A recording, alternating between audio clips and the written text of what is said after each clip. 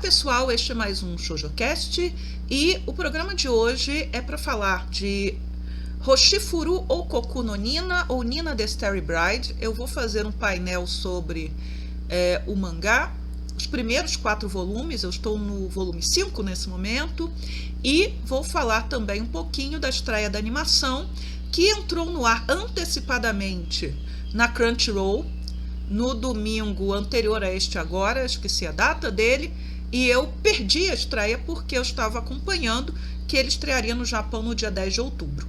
Então, é sobre este anime. A minha intenção, mangá e anime, a minha intenção era gravar um episódio ShoujoCast Review a cada novo capítulo da série, como eu fiz com o Atashi no Shao Asena Kekon, mas por conta dessa estreia adiantada e das minhas confusões de trabalho, não vai ser bem assim. Mas a partir do momento que entrar o segundo episódio, eu vou gravando um programinha para cada um deles. Então agora eu vou entrar de novo, mudar, meu rosto vai sair dessa tela e eu vou entrar com slides com as capas e algumas imagens do mangá e vou comentando, e caso você não queira spoilers, eu vou sinalizar e vou colocar na minutagem para que a pessoa possa pular, porque eu acho que dificilmente eu vou conseguir me conter, principalmente comentando o mangá, tá?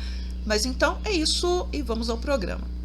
Em 30 de novembro de 2023 foi anunciada a adaptação para animação do mangá, da mangaka Hikashi, chamado Nina the Starry Bride. Esse é o título internacional da série. Este mangá ele é publicado desde 2019 na revista Beloved.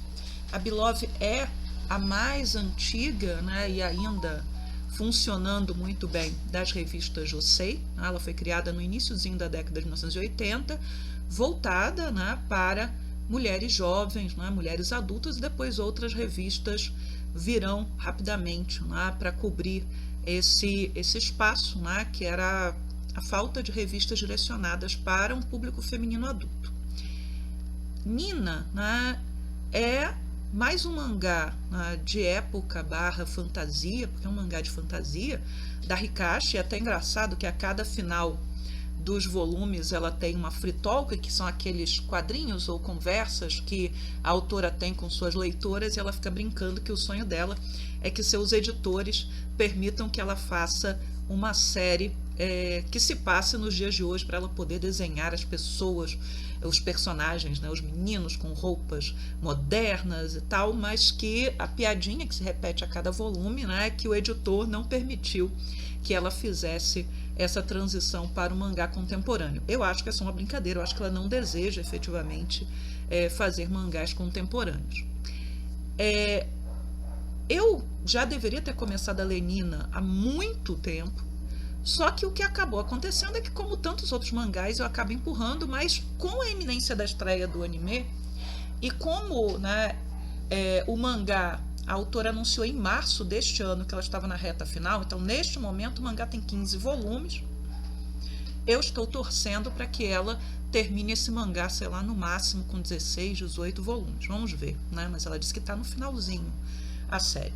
Então, esta série ela estava prevista, a estreia dela, para o dia 10 de outubro nas TVs japonesas, mas a estreia foi antecipada para o dia 6 de outubro na Crunchyroll. Então eu perdi a estreia, porque a minha intenção era já ter feito uma review, era ter feito um primeiro programa falando da história da série e depois um segundo programa analisando o primeiro, fazendo uma review do primeiro episódio, assim sucessivamente. Não ficou do jeito que eu queria, então esse programa vai ficar maior do que eu esperava, porque a minha intenção é comentar os 4 primeiros volumes do mangá, e vou deixar até e algumas impressões da animação, mas isso muito rapidamente lá mais para o final. Aqui, nesse cartaz, a gente tem o elenco, o que seria, o que o anime está vendendo como elenco principal da série. No centro a Nina. Nina é uma menina órfã, mendiga. Ela nasceu num reino chamado Fortuna, e é Fortuna mesmo, apesar de alguns scans estarem colocando como Fortuna comendo U, né? Da mesma maneira que uma das personagens, o apelido é As, né? Mas no trailer e na legenda do trailer que está na Crunchyroll aparece Azul, é Fortuna, Azul, não é Fortuna, né? E até tem uma importância que seja Fortuna o nome do reino. Então é um reino onde há uma população muito pobre, e Nina é um desses, né? E ela perde os pais muito cedo, ela tem que se disfarçar, né, como um garoto para sobreviver nas ruas. Ela vai se juntar com 2 outros meninos, né, que vivem ali na rua, que são irmãos. Um é o Colin e o outro eu perdi o nome, né? Talvez eu lembre no decorrer do programa, mas não importa muito, né? O Colin é o mais novo e o outro menino é o mais velho, então eles vivem ali os 3 de pequenos roubos, de pequenos trabalhos para sobreviverem. E a Nina, ela tem uma característica que a torna extremamente valiosa para traficantes de escravizados. Ela tem olhos de um azul raríssimo, né? Em que parece que há estrelas dentro dos olhos dela. Daí, né, essa história, né, da noiva, né, estrelada, né, dos olhos estrelados. O Colin, que é o menino menor, ele morre de uma doença e eles não têm dinheiro para chamar um médico, e aí o irmão mais velho fala, que é Saige, lembrei o nome do menino, Saige. Ele diz, né, que o destino de todos está escrito nas estrelas, né, que não há como, né, fugir desse destino. A sua vida está traçada, né? Então até tem a ideia de que os ricos e os pobres, eles vivem em mundos diferentes, eles não pisam sobre o mesmo chão, e é assim, né, que as estrelas ou a fortuna determina. E a Nina, desde esse momento, ela diz, né, que ela não acredita nisso, ela não acredita nesse destino. Morre o Colin e a Nina se desentende com o Saige, ela sai. Quando ela retorna, né, o Saige já leva a um lugar e que há 2 sujeitos encapuzados e que eles pegam a Nina com violência, examinam os olhos dela e aí descobrem que ela tem os olhos da cor perfeita, da cor correta, né? Por quê? Né? Porque a Nina vai virar uma noiva substituta, que é um tipo de série que está na moda nesse momento no Japão, só que Nina The Starry Bride começou em 2019, não começou em 2021, 2022, né? Quando essa moda talvez tenha deslanchado. Ele é anterior, então ele talvez pode ter iniciado isso, porque ela vai substituir a princesa Alisha, né, que é uma princesa sacerdotisa que tinha vivido, né, enclausurada numa ilha, santuário, desde que era praticamente um bebê, só que o rei de Fortuna deu a ordem para que ela fosse retirada de lá, porque ela iria se casar com o príncipe herdeiro do reino vizinho de Galgada, que é um reino extremamente expansionista, violento, e se eles não dessem, né, a princesa em casamento, muito provavelmente Fortuna seria conquistado ou destruído, né?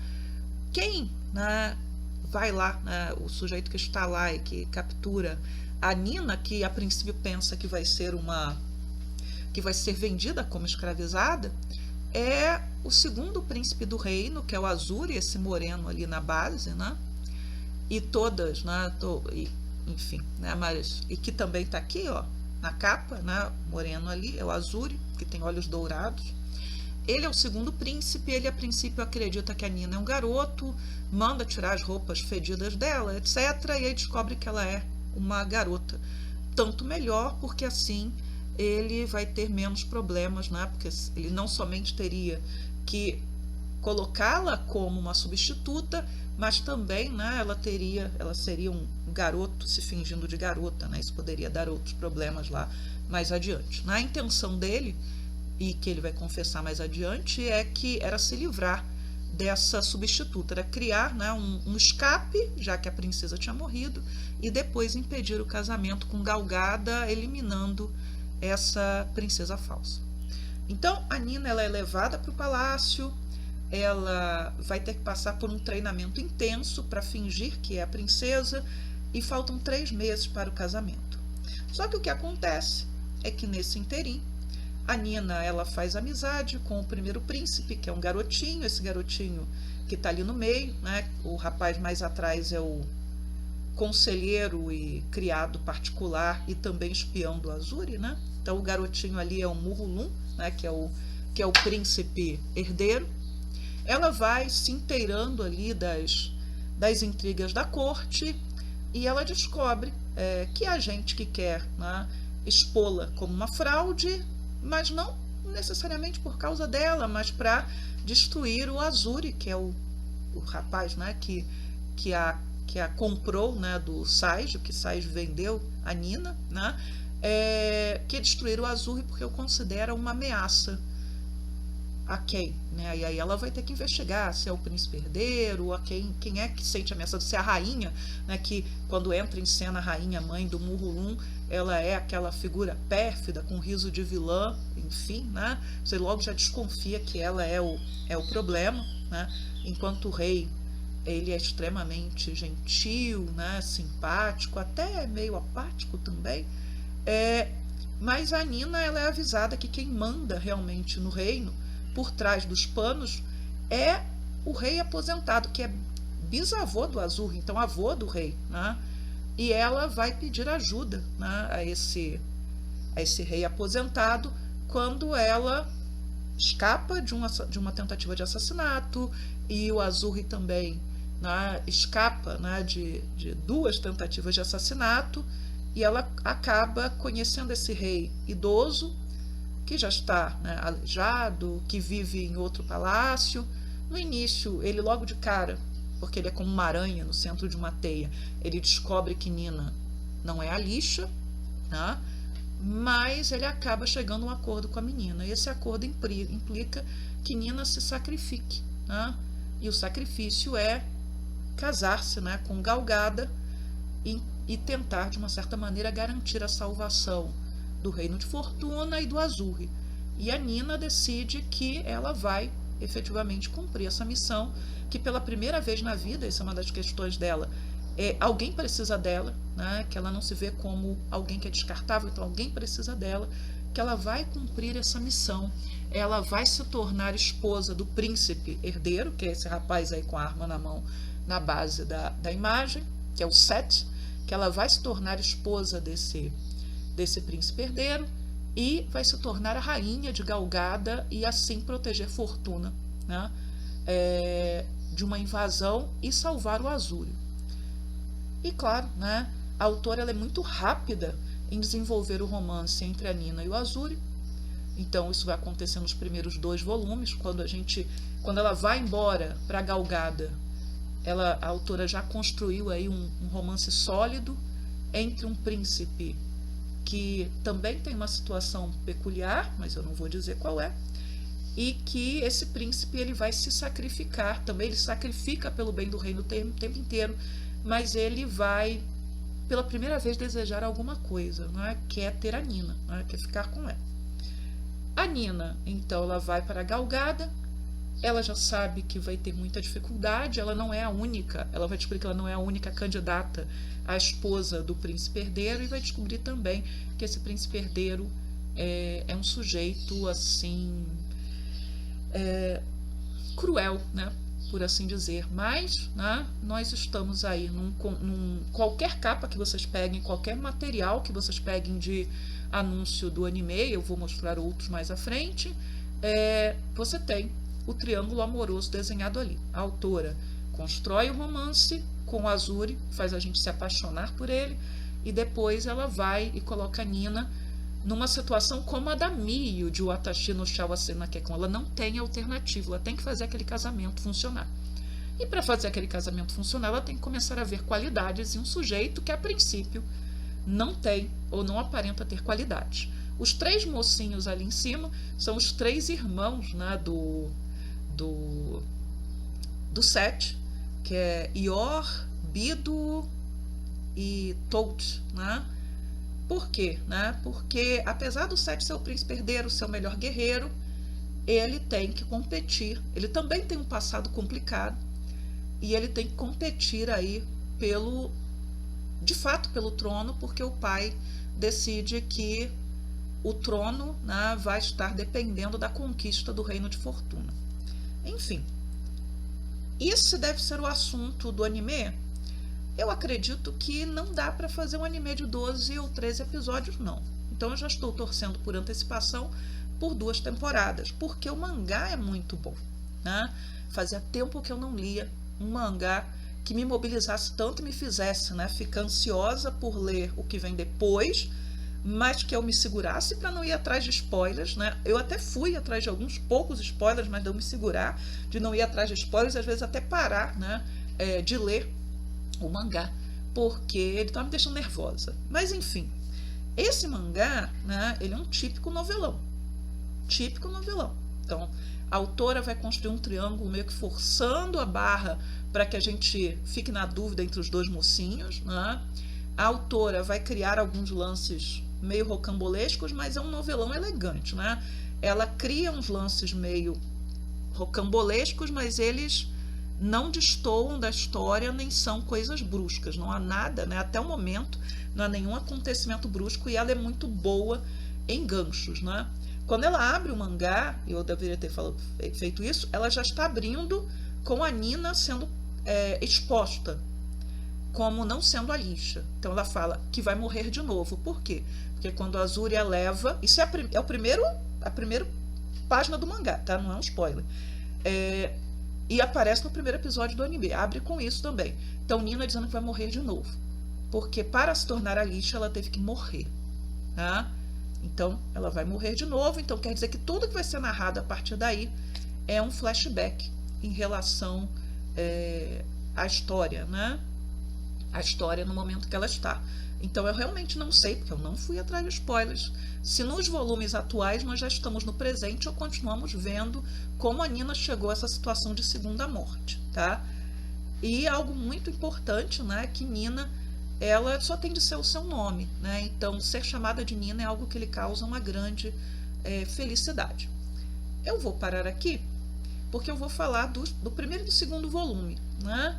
E depois, aí sim vocês voltam quando eu for falar da questão da fortuna e da importância dessa ideia de fortuna como sorte, né, dentro dessa história, tá? Então vai ter na minutagem e vocês dão uma olhada lá.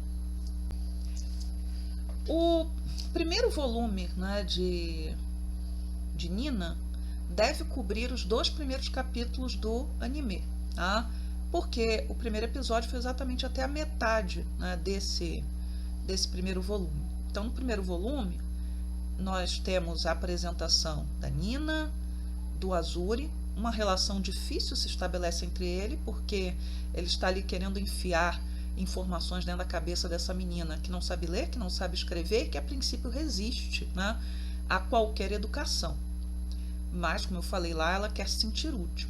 O Azuri, né, ele parece frio, parece distante, ele é um guerreiro muito competente, ele é um excelente diplomata, mas ele sabe qual é o seu lugar, né? E ele, por algum motivo que a gente não vai saber nesse primeiro momento, ele foi deslocado e ele não é o príncipe herdeiro. Nós temos a rainha, e a rainha, né, é desenhada para ser aquela típica personagem pérfida que a gente desconfia que ela é a vilã, mas o próprio Azuri diz que ela não é a vilã, né? Ela, na verdade, é uma inimiga muito fácil, né, de suplantar, ela não é o grande problema, e sugere até que ela é meio burra. O que a rainha, na verdade, quer? Né? Ela quer que o Azuri, provavelmente, né, porque logo no primeiro volume, isso até não aparece no anime, essa linha de diálogo, ela fala para ele, né, por que ele não está ainda usando a tonsura, raspou a cabeça, então provavelmente ela quer que ele faça algum voto que o impeça absolutamente de assumir o trono, né, e ele vire o conselheiro do Murulum, que é o menininho que parece mimado, mas que se afeiçoa a Nina como seu irmão caçula, né, e a Nina e o garotinho conseguem estabelecer um laço muito forte. Esse primeiro volume, né, ele termina com a Nina, né, que ainda é muito imatura, agindo de forma impensada, indo assistir o Festival das Estrelas disfarçada na cidade. Na verdade, era uma armadilha com o intuito de matá-la, né, e matá-lo o Azuri também. Só que o Azuri consegue matar todos os assassinos e aí ele liberta a Nina, né? Ele lembra que ele também não é um príncipe, que ele também foi colocado no lugar de um príncipe que morreu. e ele sequer lembra do seu nome, né? Porque a Nina vem aquela questão do nome. Só que a Nina, ela decide ficar. Então o Azuri liberta a Nina, mas a Nina decide que ela não vai embora, que ela vai cumprir essa missão por ele, porque ela está apaixonada por ele e porque ela pode ser útil à fortuna. Então esse primeiro volume, né, ele vai, né, desenhando ali como é que funcionam as coisas no palácio. Aí quando a gente vai para o segundo volume, o Azuri ensina a Nina a montar a cavalo. E aí quando eles vão sair a cavalo, ela, né, o guarda-costas dele, o Ditus, e a Nina, ele percebe que o cavalo dele, o cavalo da Nina, está com os arreios cortados, né? A pessoa iria cair. E aí o Ditus usa esse cavalo e a Nina vai no mesmo cavalo que o Azuri, o que já era aquela situação, né, da proximidade entre os corpos. Todo romance que se desenha entre os dois, né, é um romance muito puro, é uma menina de 15 anos que está descobrindo o amor nesse momento, né? Ela está fascinada por ele, mas nesse momento ele é muito gentil com ela, nesse momento já está sendo muito gentil com ela, mas não há coisa nenhuma. E aí, diante dessa descoberta, né, de que ele pode ser assassinado a qualquer momento, e ele tinha mostrado para ela a distância onde morava, né, o rei aposentado, ela vai atrás do rei aposentado, que a princípio descobre, né, logo de sair daquela é falsa, porque ela comete um ato que uma sacerdotisa não cometeria, né? Então a Alicia foi sacerdotisa a vida inteira, ela estava sendo preparada para ser ordenada aos 16 anos, então ela até tirada dessa ilha santuário para que ela não possa receber, né, o que seriam as ordens, né? E aí não poderia mais sair, eu imagino que seja. E ela vai ser colocada na prisão e os guardas vêm dizer para o velho, né, que ela está na prisão, mas ela está se comportando como se fosse um lugar maravilhoso, porque a Nina, ela começa a lembrar que nas ruas, aquela prisão não é pior que as ruas. Aí o rei manda que assustem a Nina, então botem rato, e ela ainda assim, ela consegue, né, continuar, né, de forma otimista ali na prisão, e ela é chamada. Então o rei acaba chamando a Nina, né, a sua presença, e aí que chega o Azuri desesperado, que ele já estava desesperado, tentando encontrar a Nina, né? E o velho aceita a Nina, né, como falsa lixa, vê que ela tem uma função ali que ela pode, né, ajudar o reino ou ajudar os planos dele, não sabemos, ele é a velha aranha ali no centro da teia, né? Então nessa noite o Azuri, ele se declara para Nina, né? Ele conta para ela que ele também é um príncipe substituto e ele beija a Nina, né, para depois dizer para ela esqueça, mas é impossível, ela não vai esquecer, né, aquele beijo, e a partir daí, né, ela consegue também que ele a chame, né, o seu nome é tão importante porque ele era uma criança de 4 anos quando ele foi retirado da família para fingir que era o príncipe Azuri, ele sequer lembra do nome dele, né, dele mesmo. Então ele vai prometer a Nina que sempre que eles estivessem sozinhos, ele a chamaria de Nina, né? E ela fica muito feliz, mas ela fica muito abalada também. E aí olha lá os olhos, né? Como a autora desenha os olhos, eles ficam lindos, né? E aí até está escrito, né, que na vida inteira dele ele nunca desejou nada. Só que ele não pode desejar, né? E ele vai dizer para Nina, na história do Esqueça, que o destino está escrito nas estrelas, e a Nina vai dizer que não é assim que as coisas acontecem. Outro dia os dois voltam, né, para o castelo, né, para o Palácio Real, e a Nina, ela não vai conseguir esquecer o beijo, obviamente. O Azuri, ele vai chamá-la de Nina sempre que eles estão sozinhos, né? E ela fica chocada, né, porque ele está decidido a morrer se isso for pelo bem do reino, e ela decide que ela não vai permitir isso. Então ela vai investigar quem é que está tentando matá-lo. Primeiro, ela vai conversar com a rainha, ela chega à conclusão de que não é a rainha, e ela vai conversar com o rei. E aí o rei, né, lembrando que eu falei que é um novelão, tem aquele típico monólogo de vilão em que ele conta todos os seus planos e tudo que ele tem na cabeça, enfim. Isso não é incomum, né, em mangá, nem em novela, enfim, né, mas é um recurso que é um recurso fraco, por assim dizer, né, mas que é comum. Então, a gente descobre que o príncipe Azuri de verdade, não morreu de doença, ele foi assassinado pelo pai porque ele quebrou, era uma criança de 4 anos, ele quebrou uma das peças de tabuleiro do jogo de chantar, né? E o rei é viciado nesse jogo, ele arremessa o menino morre. Só que o rei velho forma esse príncipe Azuri para ser o rei perfeito, para ser o governante perfeito, né? E o rei tem medo, né, de que o Azuri um dia o destrone, mesmo que ele aparente aceitar, né, o seu destino, aceitar que ele não é, né, não é destinado ao trono porque ele não tem sangue real. E no início, né, do volume tinham chegado os presentes de Galgada e um deles era um belíssimo tabuleiro de chantar. E a Nina fala, né, que ele vendeu a própria filha por um tabuleiro, né, que na verdade ele está retirando uma menina que foi criada para ser sacerdotisa para tirá-la, né, no reino vizinho, onde ela seria tratada, né, onde ela provavelmente, né, poderia morrer e certamente seria uma refém. E aí ela jura pelos deuses, e ela vai pensar nisso toda hora, ela pensa nisso, né, que os deuses podem castigá-la pelo lado jurado em falso, que ela era a verdadeira Lixa, e que ela ia se tornar a mulher mais poderosa de Galgada, e que ela ia garantir a segurança de fortuna, a vida do Azuri, mas se o rei ousasse fazer alguma coisa contra ele, ela iria liderar os exércitos de Galgada para destruir Fortuna e o rei. O rei acusa de traição, mas ele fica encolhidinho no canto como um rato que ele é, né? A partir daí, o Azuri ele decide que vai atrasar o casamento, que vai cancelar esse casamento de qualquer jeito. Ele não sabe de nada do que ela fez, dela ter confrontado o rei, e que vai impedir que ela parta porque ele a ama. E a Nina faz um acordo com o rei velho para que ele crie as condições de que ela possa, né, se sacrificar por Fortuna e pelo Azuri.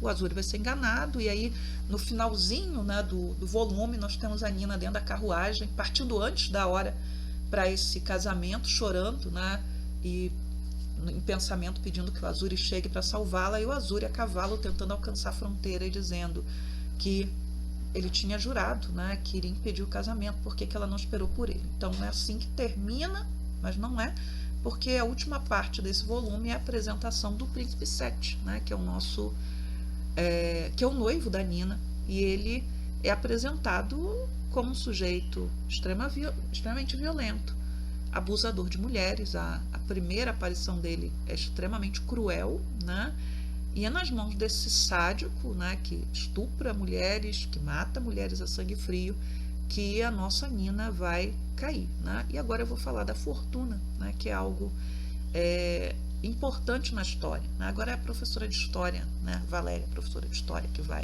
que vai falar. A Fortuna é uma deusa romana, né, que era representada normalmente vendada e com uma cornucópia, né, como é que eu descrevo uma cornucópia? Que é tipo um corno, né, uma espécie de chifre, né, cheio de joias, de tesouros, de comidas, enfim, daquilo que as pessoas desejam ter e que muita gente não tem, né, como a Nina, mendiga que vivia à beira da fome. Durante a Idade Média, e eu acredito que a autora fez essas pesquisas, né, para colocar essa ideia geral da fortuna na história, durante a Idade Média era comum a representação da roda da fortuna, né, e poderia haver a dama Fortuna ali, né, girando a roda, né. Nesse caso é uma ilustração de um dos livros da Christine de Pizan, que foi a primeira mulher, né, na França a viver da sua própria pena, a ser uma escritora profissional, isso no século XV.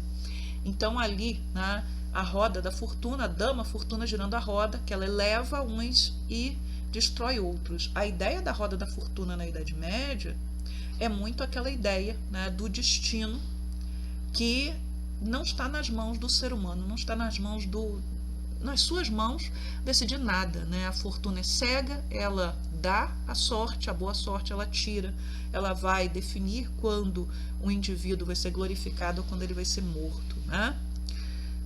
Essa é a ideia de fortuna, né? E lembrem que o nome do reino é Fortuna, que está presente, por exemplo, nas falas do Azuri e de outros personagens, como Sage, dizendo, né, que o destino está nas estrelas, não há o que fazer. Seu destino já foi definido, seu destino já foi traçado.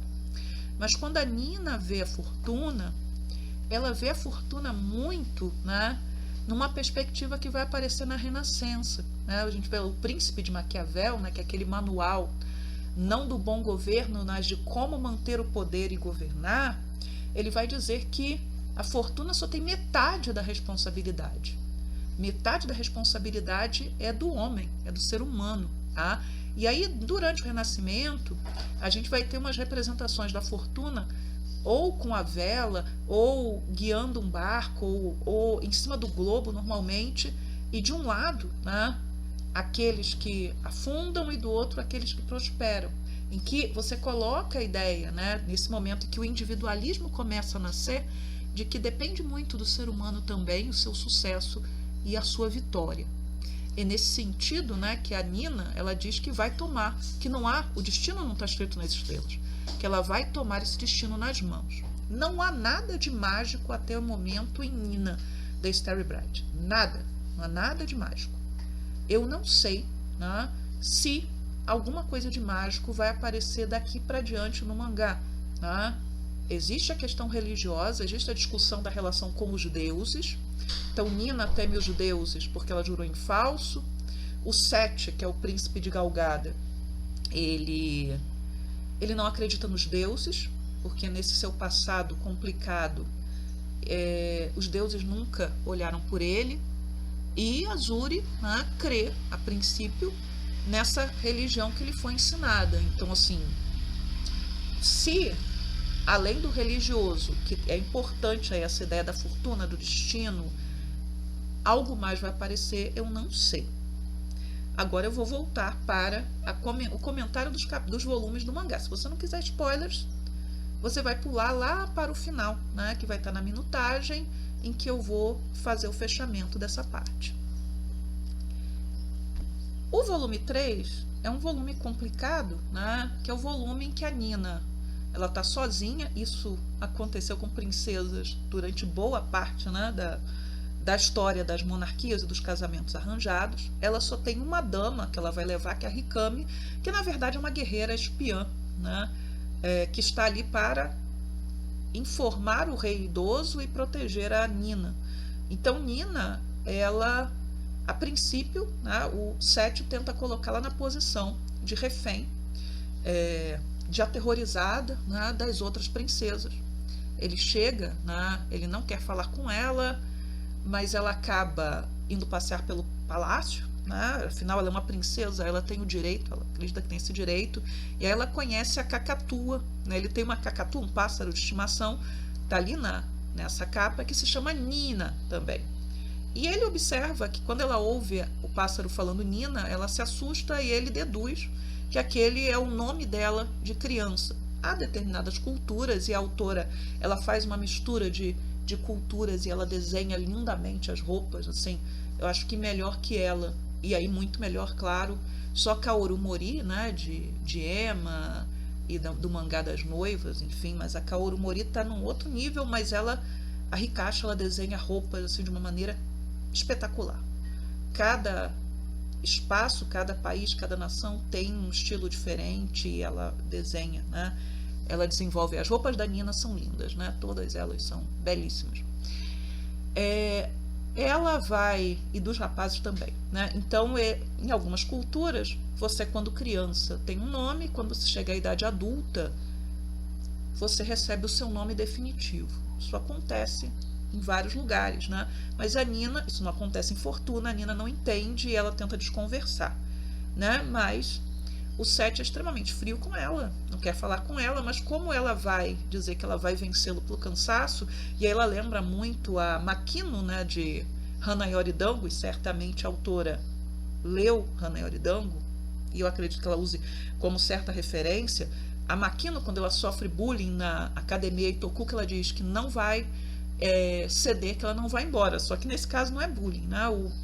O Sete ameaça violentá-la, ele quer na verdade assustá-la, vê-la acovardada, aparentemente ele nada faria, mas vai ser a primeira vez que a Nina, que é uma menina que estava descobrindo o amor, né, de forma pura lá com a Azuri, ela entende que logo ela vai ter que estar na cama com aquele sujeito, mas enfim, mas ela sabe, né, que para conseguir poder, para conseguir influência, ela vai ter que fazer isso. E aí ela encontra, né, uma uma criada que é a cara do Colin, né, do menino que foi companheiro lá de infância dela, que morreu. E ela decide que aquela dama que aquela menina, que é uma criada, vai ser sua dama. E a autora não explica bem, isso fica mal explicado, mas ela consegue trazer essa menina, né, para ser sua dama. Sete permitiu. Só que havia um capitão, né, da guarda que era extremamente abusivo, que abusava das criadas, e a Nina ela vai interferir. E numa dessas interferências, o Sete vai né, inquirir meio quem é que ela acha que é, né, para agir dessa forma e mandar como se fosse senhora daquele castelo. Ela diz que ela é a princesa, vai casar com ele. E ele simplesmente a passa pelo fio da espada. Ele, se ele quisesse, poderia ter matado, ele só queria assustá-la, ele achou que ela ia fugir e ela não sai da frente. Não importa. É um sujeito que vai sacar da espada e vai deixar a Nina com uma cicatriz enorme, né? E que ele até vai falar, né, depois dele a ferir, que isso é muito importante, né, na história, né, que não importa se ela vai ficar com a cicatriz, né, porque a Rikami diz que ela vai sobreviver, porque afinal de contas somente ele vai ver. E aí a Nina, talvez a força de adrenalina, ela levanta sangrando e ela vai e agarra, né, a roupa dele e diz: então você acabou de admitir que eu serei sua esposa, que eu serei sua noiva. A partir daí o sujeito continua frio, mas ele vai ser menos agressivo com ela, e os dois começam a estabelecer uma relação. Uma das melhores partes desse volume 3 é quando a Nina pede para a Rikami, espero que ela use isso depois, lhe ensinar técnicas de defesa pessoal, porque ela vai dar uma surra no capitão da guarda, quando ele tenta assediar uma criada, que ele não sabe que é a própria Nina disfarçada. Ela cria uma armadilha, e aí ela ganha toda a confiança dos criados e das damas, e mesmo dos soldados que não são da guarda pessoal do Sete, porque ninguém falava com ela, né? E quando o Sete decide ir para a corte, que aí é o volume 4, ela é levada junto. E isso é uma informação importante. E aí a autora já não mostra mais as outras princesas, o que para mim é um problema. Todo mangá, por melhor que seja, tem defeitos. E a Nina vai, mas há um acidente pelo caminho, e esse acidente vai fazer com que a Nina quase perca a vida, mas o Sete a salva se ferindo, né? Isso é importante. O Sete encontra a Nina, né, na floresta. Tinha chovido muito, a carruagem dela cai, né, do penhasco, e quem vai chamar o Sete é a Nina, né, o pássaro Nina. E aí ele mata um tigre, que na verdade é uma mamãe tigre, e aí nós vamos ter mais um bichinho fofo na história, que é o filhote, que a Nina vai conseguir que o Sete deixe ela levar, né, e vai cuidar desse filhote. A partir daí ele diz que vai chamá-la de Nina, né, e ela fica emocionada com isso, e ela tenta exigir, né, que ele só faça isso em privado, né, que não na frente dos outros. Enfim, né, o Sete, ele começa, né, e lembrem bem, Nina acredita que não vai poder voltar, que ela vai ficar com o Sete para sempre, que ela tem que conquistar esse homem, então ela tem que sentir alguma simpatia por ele, né, para fazer com que esse casamento funcione, para que ela possa ter poder. Então, assim, depois do salvamento, a Nina vai conhecer, né, o palácio da capital de Galgada, conhece os 3 irmãos do Sete e o pai, né, o rei, que a gente não viu ainda, ele não aparece, só aparece a voz dele. Ele destitui o Sete do seu posto de príncipe herdeiro, apesar dele ser o melhor entre os príncipes, e diz que aquele príncipe que conseguir casar com a Nina e conquistar fortuna vai ser o rei, né? Porque ele acreditava numa profecia, de novo essa história da profecia, do destino escrito, de que o reino de Galgada só atingiria efetivamente o seu ponto máximo quando ele conquistasse fortuna. O Sete, ele tem certeza que vai casar com a Nina, porque afinal de contas há 4 torres, né, uma para cada príncipe no palácio, ela já está lá na torre dele, né? Só que a Nina sai para passear, e aí ela vai conhecer, né, o Io, que é o príncipe abaixo do Sete, que é um sujeito, é o mais violento deles, né, porque eles quase entram numa altercação, e a Nina que aparta a briga deles, né, depois ela se desculpa e diz: é porque eu tenho irmãozinhos, e todos se assustam com a forma sem medo, né, com que ela lida com o Sete, né, com que ela fala com ele, né. Aí o que acontece é que o Io, ele sequestra a Nina, mas ele não tem interesse por mulheres. Ele se casará com ela, né, para chegar ao poder, mas ele gosta de rapazes, né? Ela escapa, aí o segundo príncipe, ele não consegue pôr as mãos nela, é o príncipe que tem um monte de amantes, e o Sete, inclusive, faz algo que a Nina fica muito furiosa, que ele abre a roupa dela e mostra, né, que ele já marcou e que ela é dele, por conta do golpe de espada. E o terceiro príncipe, que é o caçula, ele diz que não quer ser rei. Ele é o mais perigoso de todos, aparentemente, né?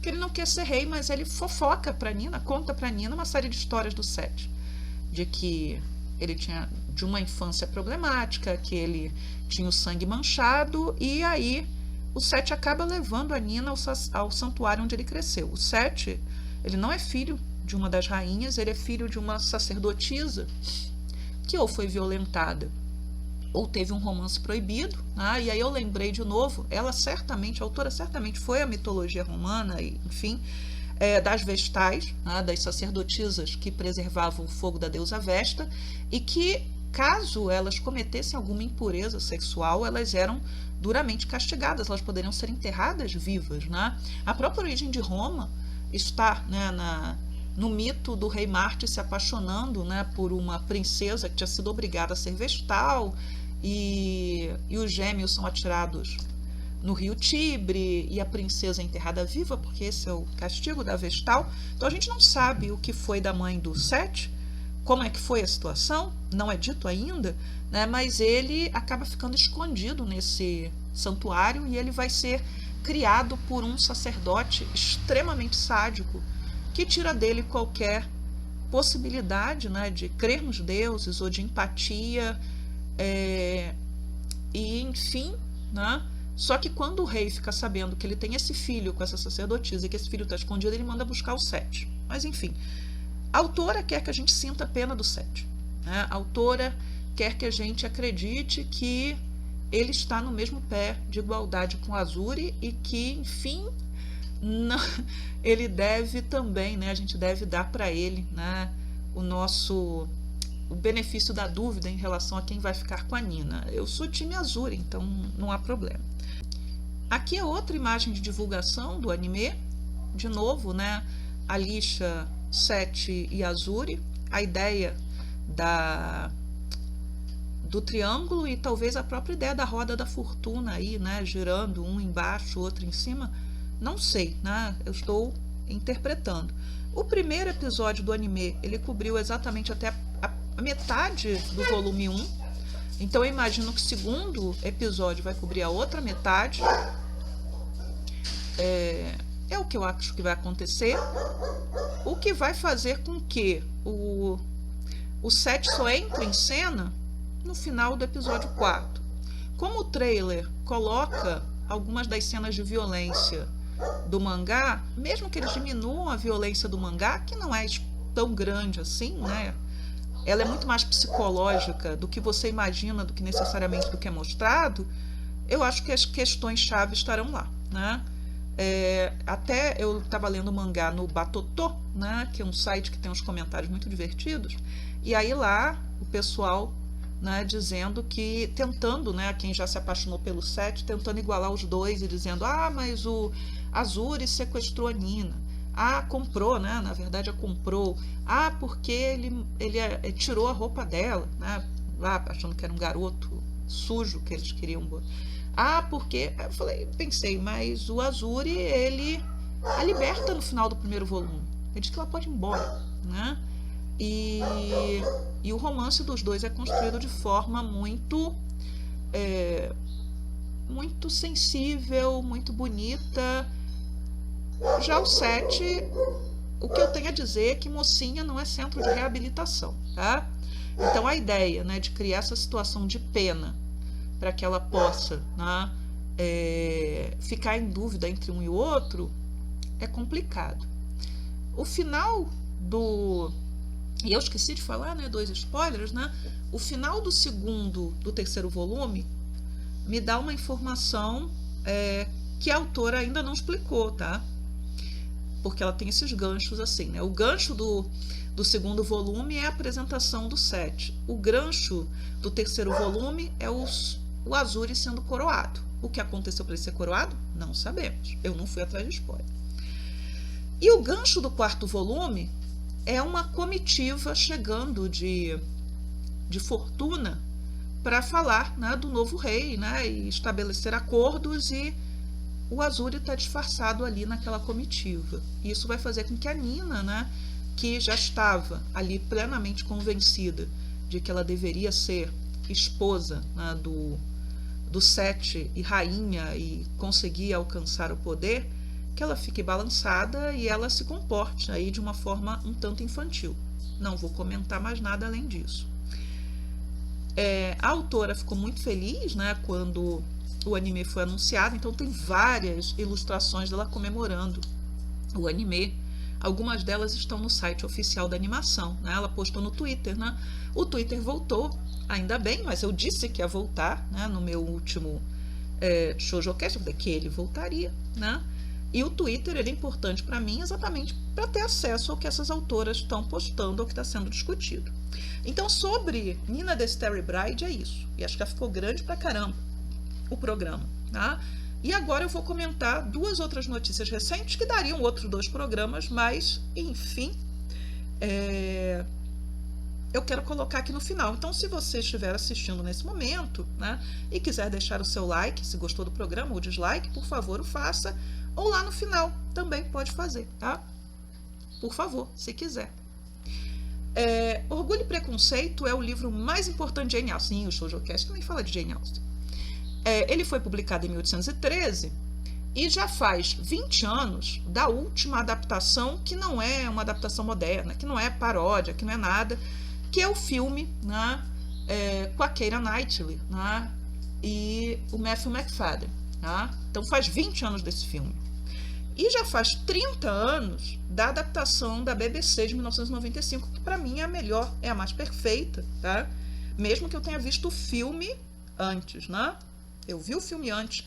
Foi por causa deste filme que eu fui ler o livro, e foi por causa deste filme que eu acabei chegando na série de 1995 e na série de 1980, que é muito boa. Então, assim, ó, 30 anos, 20 anos. Já faz muito tempo, né, que é necessário que se faça uma outra adaptação de Orgulho e Preconceito. A ITV, né, que é uma das TVs britânicas, anunciou em 2009 uma nova adaptação para a TV, série.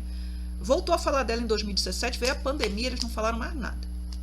Porém, né, eu mal tinha comentado isso e apareceu a informação de que a BBC vai fazer uma série ano que vem, baseada no livro The Other Bennet Sister. Eu não conhecia esse livro, embora mexendo lá no Amazon já tivesse esbarrado nele, que é sobre a Mary, né, que é a irmã. Meu cachorro decidiu espirrar agora. Nunca faz isso. Que é a série sobre a irmã, né, que usa óculos, que toca piano, canta mal e que é extremamente moralista, né, e que é aquela irmã que às vezes em algumas adaptações, como a de 67, ela nem aparece, né? Ela é cortada de algumas adaptações, a pobre da Mary, né? E a Mary, né, ela fica ali e eu não sei, né? Não sei mesmo qual é a qualidade desse livro. Mary tomando, né, que a descrição é meio complicada, a Mary toma o destino em suas mãos, vai para Londres, etc. Eu me preocupo com essas coisas.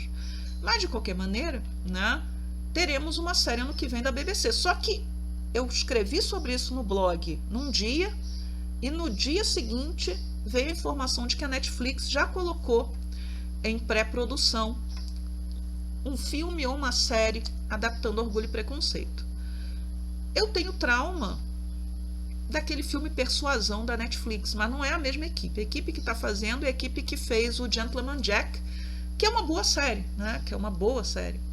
Então, de repente, a coisa fica com qualidade. Não se sabe ainda quem vai ser o Darcy, mas já se tem a informação quase certa de quem será a Elizabeth. Eu vou botar o link para o meu post.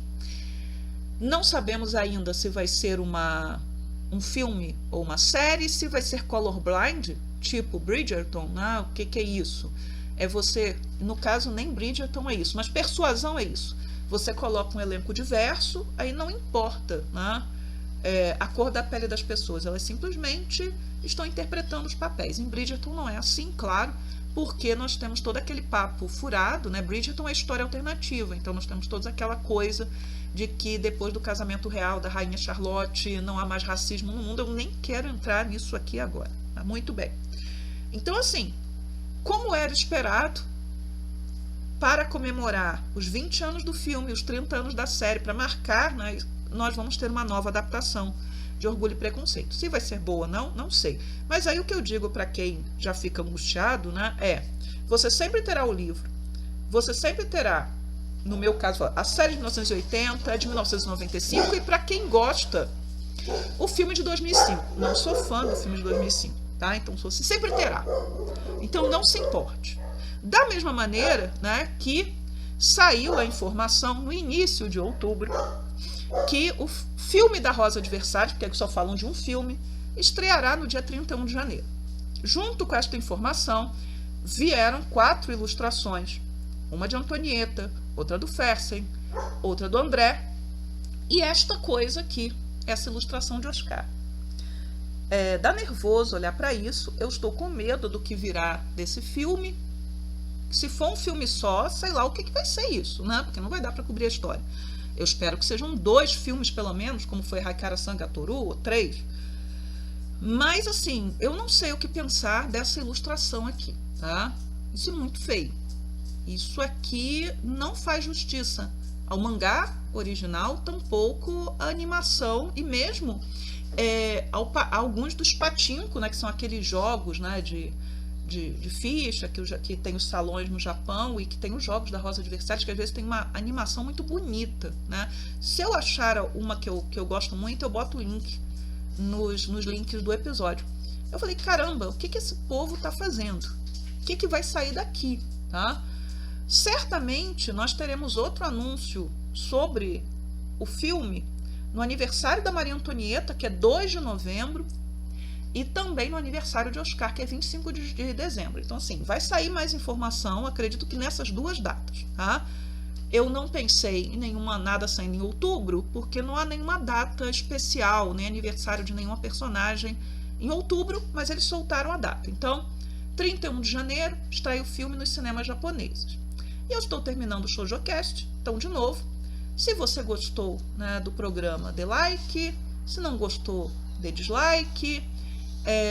Se quiser comentar alguma coisa, seja bem-vindo ou bem-vinda, deixe seu comentário. E, né, há canais que falam assim, se você chegou até o final, comente uma determinada palavra, deixe somente a palavra para engajar o vídeo. Meu canal é muito pequeno, né? Quem faz isso é canal grande. Mas se você chegou até o final, por favor, deixe lá nos comentários, né? Só um comentário, se você não quiser comentar, mas deixe lá Versalhes, tá? Para que a gente saiba que você chegou até o final. Acho que pouca gente vai chegar até o final. Mas é isso, pessoal. Até o próximo programa, que eu não faço ideia de quando será. Ou melhor, eu faço. Vai ser depois do 2º episódio de Nina the Starry Bride, tá? E aí eu falo até um pouquinho mais do anime, do primeiro episódio, do que eu achei da música, essas coisas todas que eu não falei nesse programa. Muito cachorro latindo, muito corte, então acabei perdendo algumas ideias. Mas é isso. Tchau, tchau e até o próximo programa.